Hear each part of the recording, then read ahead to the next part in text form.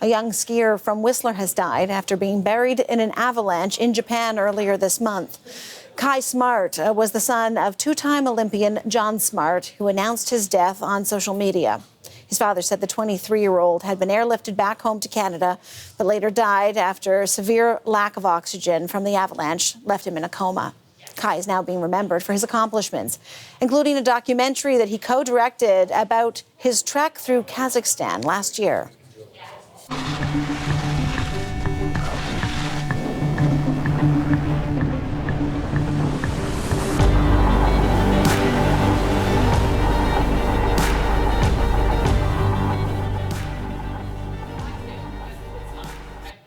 My next guests are two of Kai's friends. Tyndall Wells was part of that production of that documentary, and Cole Drugge met Kai while they were in university. They were roommates for a year. Thanks, guys, for your time tonight. Thank you so much for having us. Yeah, I know it's not an easy day for sure, and so I appreciate it's a tough conversation. But I mean, Tyndall, let me just start with you, because I understand you're a skier and you skied with Kai. Now, how are you holding up? Yeah, we're doing okay. Definitely a really tough day to hear about the news of Kai, but we're really excited to be here and honoring his legacy. Well, that's great. Cole, you were in university. You didn't ski with him, but you obviously, you lived with him for a year. So can you talk to me a little bit about Kai? Yeah, I mean, I met Kai in 2021 at the UBC skate park, and as soon as I met him, it felt like we were friends for a lifetime. I think everyone kind of felt that way about him. He was like the most genuine, extroverted person that I ever met in my life. And he was like a friend that I bragged about having, when I told people about his adventures, hitchhiking through Afghanistan or summiting mountains and then coming home and being like this finance guy who landed himself a cushy job and was always studying to make honors. He was just so impressive in every way. And such a genuine person, really one of a kind. I mean, those are, that's quite the spectrum of accomplishments that you've listed off there. Tyndall, the documentary, we showed a clip of it just off the top here, and you worked on that documentary with Kai?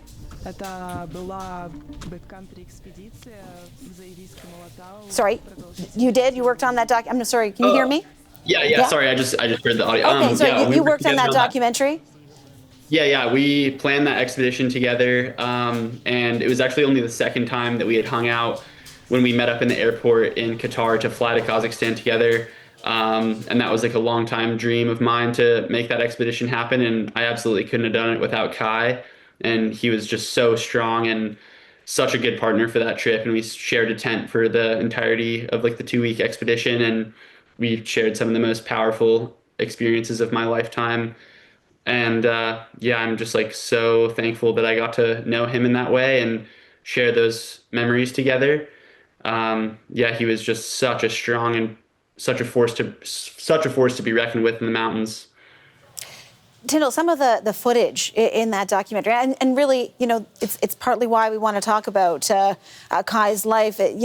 How he died does factor into that. The fact that it was an avalanche, and avalanches tend to, they make headlines, particularly when they are deadly. It doesn't seem, looking at that footage, that he had fear, is the only way I could put it.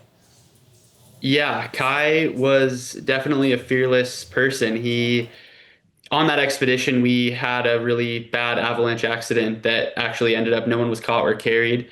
But it was really an intense experience, and I was really struck by the way that Kai handled that situation. He was so calm and collected and managed to completely handle the situation, and he was even like comforting me and, reminding me to breathe, and handled it so well.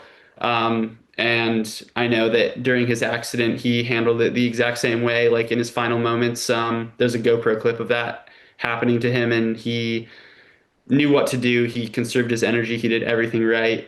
Even when he was buried, he didn't panic, and he was insanely mentally strong. And yeah, we're showing a picture there of him graduating from UBC, I think, and his father is there with him. In his father's social media post, Cole, he talks about Not so much a funeral, but a Kai-sized celebration in Whistler to celebrate his life. What do you want people to remember or to know about him? Yeah, it's funny. Me and Kai had a conversation before about what we wanted our funerals to look like, and we both kind of agreed that we'd want just a big celebration with a lot of friends and a lot of people coming together and not being sad, but more just remembering the kind of person that we were. I think something I want people to remember about Kai is just the drive that he had. He would, like I said, he would go on these crazy adventures. He had an encyclopedic knowledge of adventure. You could name any country in the world. He knew where to ski there, and he had someone that could hook you up there. He was so interested in the world at large, traveling to different countries. I think he went to almost 50 countries.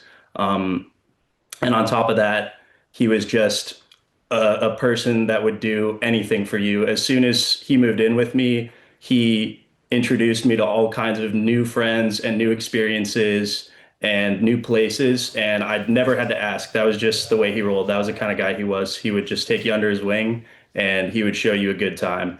Even if he had to work, even if he had to wake up off like 3 hours of sleep and study all day, or work all day and study all night, he'd still take you out for a good time later. That was just the kind of guy he was. So I really want people to remember that he was a special person. He was a unique person. I don't think I'll meet anyone like him again in my life. And I want to be like Kai when I grow up.